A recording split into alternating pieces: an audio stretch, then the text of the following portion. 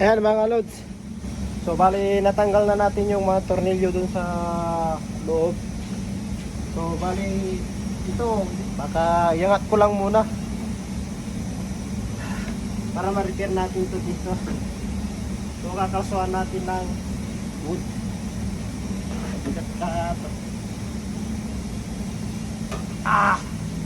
Meron kasing roof top.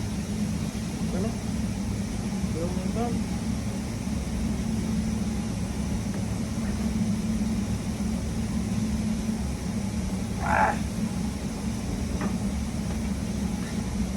Yan, dyan lang muna mga lods. Tapos tatanungin natin sa pintor kung kaya nilang buga ng muna na ganito. Mabigat, mayroon kasing natalagay dun sa taas. Yung base rack niya. Saka may solar panel pa. Ayan.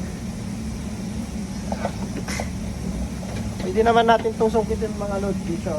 Hindi na natin kailangan ng washer puller. Ayan. Ba, ano?